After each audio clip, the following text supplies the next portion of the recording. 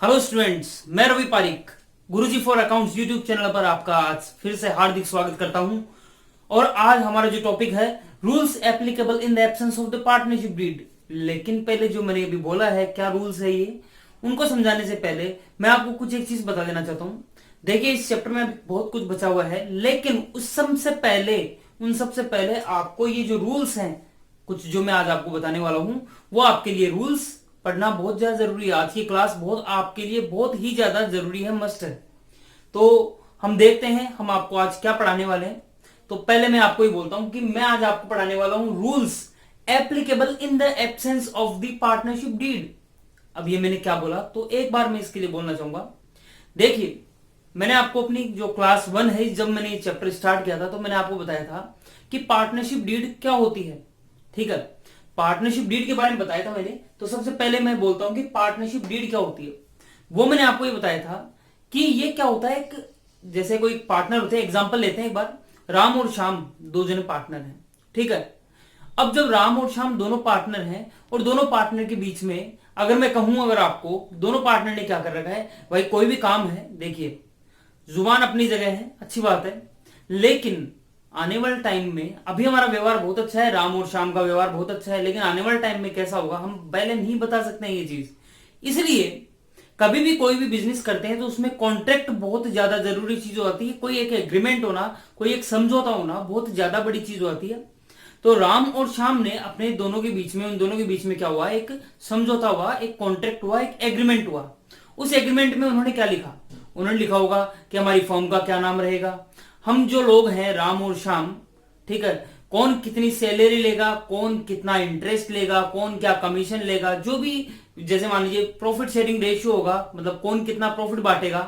तो इन सब के बारे में सारे के सारी जो हमारे जो टर्म्स एंड कंडीशन है उन पास पार्टनरशिप की, वो सारी की सारी टर्म्स एंड कंडीशन उस पार्टनरशिप डीड में लिखी हुई रहती है। अच्छी बात है कि सर आपने तो ये पहली क्लास में बता दिया था पार्टनरशिप डीड क्या होती है, लेकिन आज मैं आपको ये बताने वाला हूं, यदि किसी पार्टनरशिप डीड में कोई समझौता नहीं हुआ हो, विच मीन्स किसी पार्टनरशिप में कोई समझौता नहीं हुआ हो, विच मीन्स किसी पार्टनरशिप में कोई पार्टनरशिप डीड ही नहीं बनी हुई हो, तो वहां पर क्या चीज एप्लीकेबल होगी वो मैं आज आपको बताने वाला हूं। जैसे मान के चलिएगा राम और श्याम दोनों ने पार्टनरशिप स्टार्ट कर दी, लेकिन कौन कितना प्रॉफिट बांटेगा पहले से ये डिसाइड नहीं किया हुआ। हम कह सकते हैं भाई पार्टनरशिप डीड नहीं बनी हुई है, इसका मतलब ये हुआ कोई समझौता नहीं हुआ है, तो अब प्रॉफिट कितना होगा। तो इसी तरीके से पार्टनरशिप डीड की एब्सेंस में क्या क्या रूल्स एप्लीकेबल होते हैं, तो मैंने आपको आज बताना था। आज से शुरुआत की मैंने, पार्टनरशिप डीड क्या होती है ये मैंने आपको भी बताया। अब मेरे जो दूसरा सवाल है वो ये है, पार्टनरशिप डीड की एब्सेंस में क्या होगा, what will happen if there is no partnership deed. मेरा आज का जो सेकंड पॉइंट है वो ये है कि पार्टनरशिप डीड नहीं होगी तो क्या होगा। ठीक है, पहले मैंने आपको बताया पार्टनरशिप डीड में होता क्या है, फिर मैं आपको बता रहा हूं कि पार्टनरशिप डीड यदि नहीं बनी हुई हो तो फिर क्या किया जाएगा।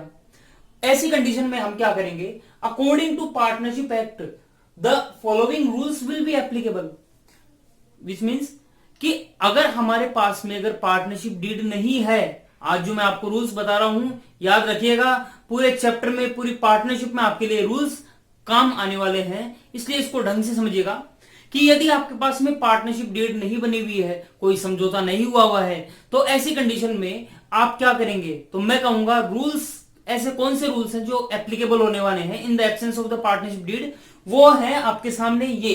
पहला rule, profit sharing ratio will be equal. Ram और श्याम के बीच में, एक एग्जांपल ले रहे हैं हम, राम और श्याम के बीच में प्रॉफिट कौन कितना लेगा। मानते हैं कि हम उन दोनों ने क्या किया, राम और श्याम दोनों ने एक पार्टनरशिप स्टार्ट कर ली, जल्दीबाजी में दोनों ने थोड़ा सा फैसला नहीं किया था कि भाई कौन कितना प्रॉफिट लेगा, लेकिन अब पूरा ईयर एंड हो चुका है। राम कहता है कि हम प्रॉफिट शेयरिंग रेशियो है वो हम रखेंगे 3:2।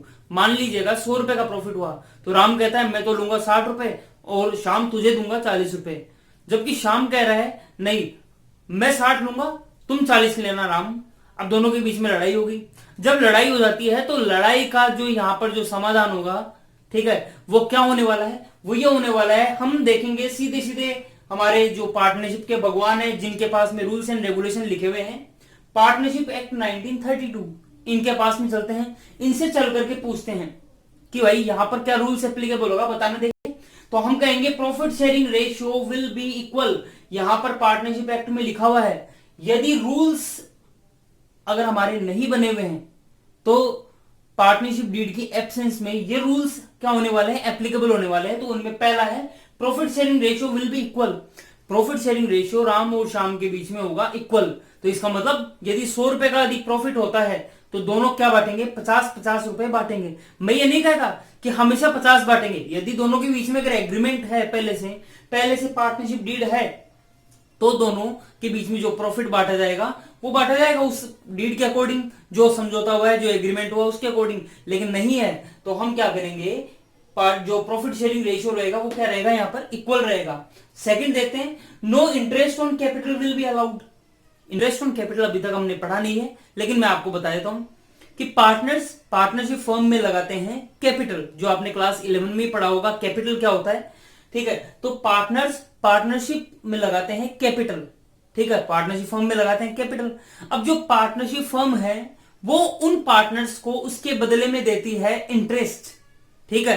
क्योंकि हम पहले अपने आप को क्या मानते हैं, हम मानते हैं अपने आप को बिजनेस, विच मीन्स हम है पार्टनरशिप फर्म। हमारे पार्टनर ने हमारे पास लगाए पैसे, ठीक है।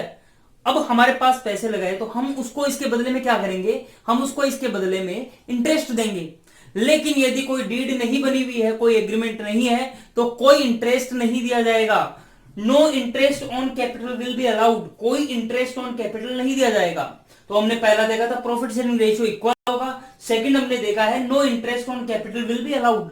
थर्ड जो हमने पिछला वाला जो भी पॉइंट पढ़ा है, हमने लास्ट क्लास में पढ़ा था इंटरेस्ट ऑन ड्रॉइंग्स के बारे में, ठीक है। तो उसके बारे में बता देना चाहता हूं, यदि हमारे पार्टनर ने पार्टनरशिप फर्म से ड्राइंग्स की है और कोई पार्टनरशिप डीड में कोई एग्रीमेंट नहीं है, कोई ऐसा रूल नहीं बनाया हमने, कोई ऐसा एग्रीमेंट नहीं किया कि भाई इंटरेस्ट ऑन ड्राइंग्स कितना दिया जाएगा, या सॉरी कितना लिया जाएगा। एक बात ये बात भी क्लियर कर देता हूं, हम हैं पार्टनरशिप फर्म, तो हमारे यहां से पार्टनर्स ड्राइंग्स करेगा। जब पार्टनर हमसे ड्राइंग करेगा तो हम उससे लेंगे इंटरेस्ट। हम है पार्टनरशिप फर्म, एक बार दोबारा माइंड लगाइएगा, हम है पार्टनरशिप फर्म। क्लास 11 में आपने बिजनेस एंटिटी कंसेप्ट पढ़ा हुआ है, उसमें लिखा हुआ है कि अपने आप को बिजनेस मानते हैं, न कि बिजनेसमैन, ठीक है। तो no interest on drawings will be charged. Interest on drawings हम चार्ज नहीं करेंगे ऐसी कंडीशन में जब पार्टनरशिप डीड नहीं बनी हुई है। नेक्स्ट पॉइंट देखते हैं, rate of interest on partners loan will be 6%। देखिए आप सभी जानते हैं कि पार्टनरशिप फर्म में पार्टनर्स क्या लगाया करते हैं, कैपिटल लगाया करते हैं। लेकिन कभी कभार पार्टनर्स जो कैपिटल लगाया करते हैं उसके अलावा और यदि पैसे की जरूरत हो फर्म में तो हमें क्या करना पड़ता है, लोन लेना पड़ता है। जब हम लोन लेने के लिए कहीं पर भी जाएंगे, ठीक है, तो लोन पर हमारे क्या लगेगा, इंटरेस्ट लगेगा। तो ऐसे मान लीजिएगा कि जो मैंने भी पार्टनर का नाम बताया था आपको मैंने, राम कहता है भाई मैं दे दूंगा पार्टनरशिप फर्म आपको क्या, लोन के रूप में रुपए दे दूंगा, कैपिटल के रूप में नहीं, लोन के रूप में आपको मैं क्या कर देता हूं, रुपए दे देता हूं, ठीक है। बोले दे दिया। अब at the end of the year आप मुझे बताइए कि पार्टनरशिप डीड नहीं है, क्या उस पार्टनर को, राम को, उसकी कैपिटल पर तो कोई इंटरेस्ट ऑन जो इंटरेस्ट है वो दिया नहीं जाएगा, लेकिन जो उसने लोन के रूप में फर्म को रुपए दिए हुए हैं उन पर क्या इंटरेस्ट दिया जाएगा। तो मैं कहूंगा जी हाँ दिया जाएगा। यदि पार्टनरशिप डीड में कोई पहले से कोई प्रावधान, कोई प्रोविजन नहीं था तो उसे 6% पर एनम, एक साल का 6% से क्या दिया जाएगा, इंटरेस्ट ऑन पार्टनर्स लोन दिया जाएगा। कभी कभार इस पार्टनर्स लोन को एडवांस नाम से भी लिखा जाता है किसी किसी बुक में। तो rate of interest on partners loan will be 6% per annum. Last and final point रहेगा हमारा यहां पर, no salary remuneration commission will be provided for the firm's work. Firm के किसी भी काम के लिए यदि कोई पार्टनर कोई काम करता है तो उसके लिए उसे कोई भी कमीशन, रेम्यूनरेशन, सैलरी नहीं दी जाएगी। कब नहीं दी जाएगी, यदि पहले से कोई एग्रीमेंट नहीं है तो नहीं दी जाएगी। वैसे अगर आपका पहले से अगर एग्रीमेंट है तो हम जरूर दे सकते हैं सैलरी, रेम्यूनरेशन, कमीशन। लेकिन मेरा पॉइंट तो यह था आज का कि पार्टनरशिप डीड की एब्सेंस में क्या किया जाएगा, तो मैं कहूंगा कोई भी सैलरी, रेम्यूनरेशन, कमीशन नहीं दिया जाएगा।